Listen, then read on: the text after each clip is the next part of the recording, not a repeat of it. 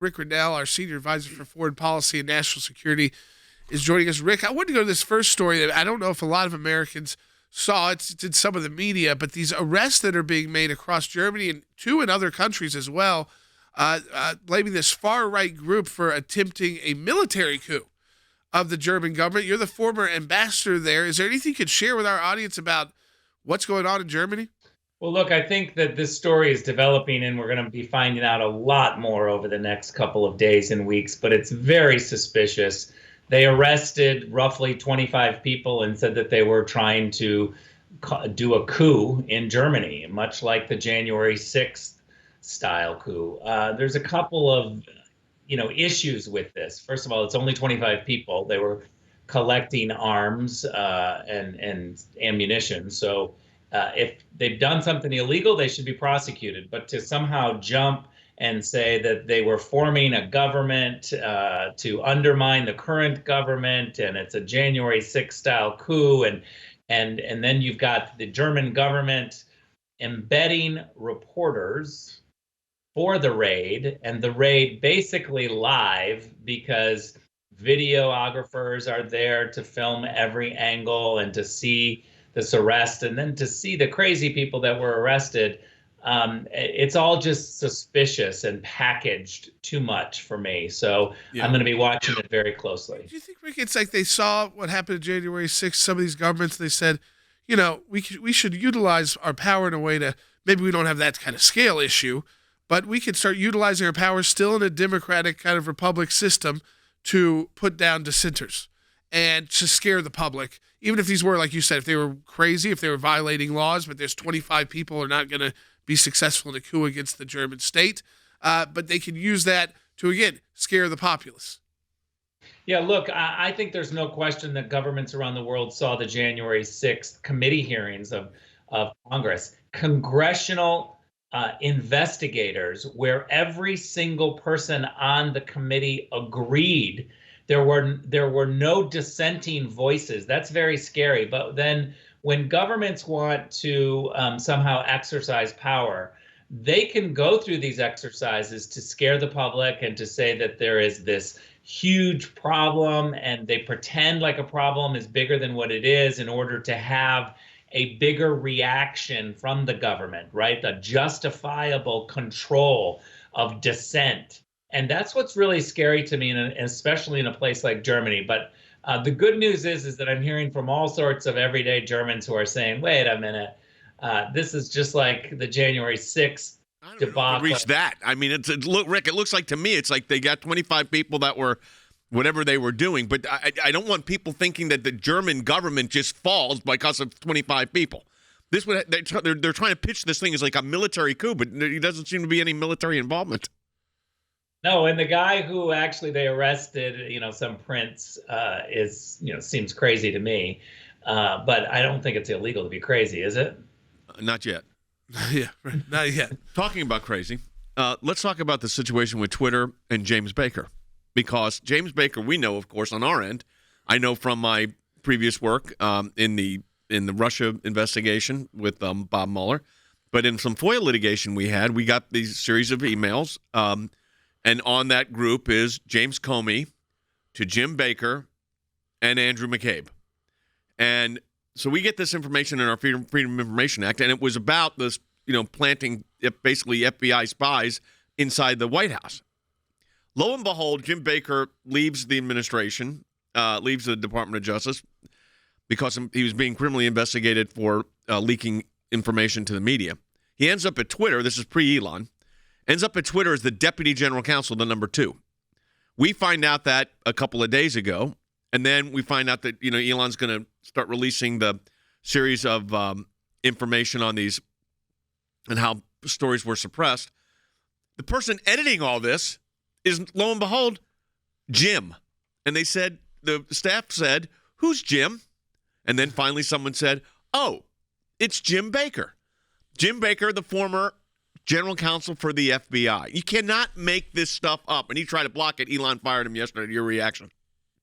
Yeah, look, if you're an ACLJ loyalist and listener, the name Jim Baker is not foreign to you because of all the great work that ACLJ has done to out this guy when he was the FBI director. He was intimately involved in censoring information that made the FBI look bad. We all know his work in the past on the Steele dossier to really protect FBI, even when he knew they made mistakes.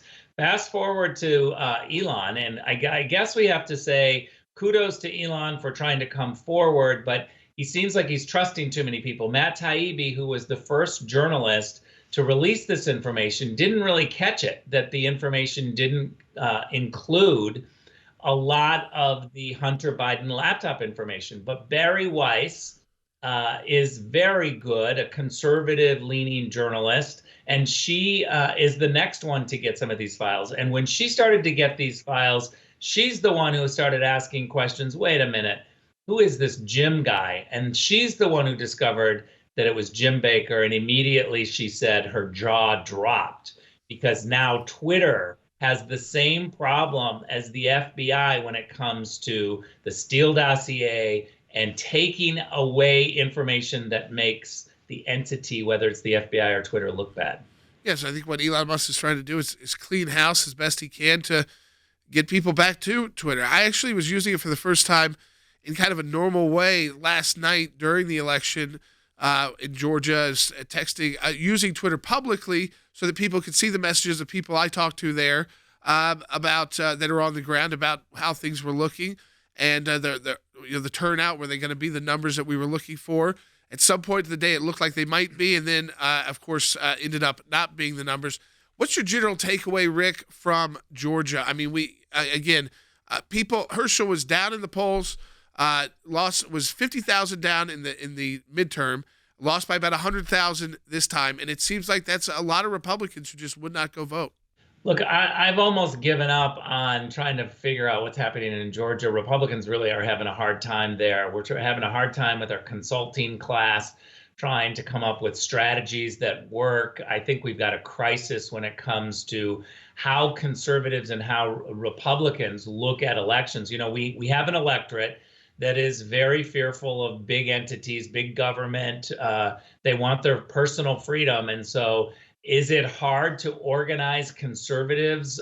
They don't like polling. They don't like to listen to people on, the phone. They won't answer their door and participate like a big group. And I think the left does. They have just a fundamental agreement to organize in groups. And so we've got to think about those challenges and come up with something else. It might not be ballot harvesting, but it's certainly going to be technology related. One of the things we said, Rick, is we've got to start utilizing the state laws because the states determine what their election policies are. And if the state allows early voting, for instance, let's not give the other side the entire early vote, because what happens is too many things can happen on Election Day. We had calls yesterday. Nice guy called in Georgia. It was already midday. Have you voted yet? No, I'm going to in the next couple hours. Now, I don't know if he voted or not. I'm assuming he did. But the truth is, there's just too many things can happen. So Jordan coined this, and I think it's right. We're starting the night when they start counting, and the other team's on our 20-yard line. That's how you start. And we never catch up. That's the problem. Or if you do catch up, you barely catch up. It's a great analogy, and it makes us all concerned.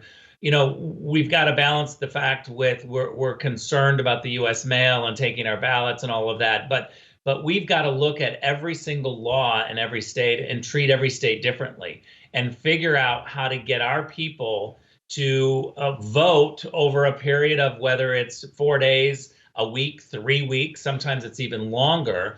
But that would allow us more time and more operational strategy to get to these people. Because as you say, you know, something comes up. You can get in a car accident on your way there and you're not voting.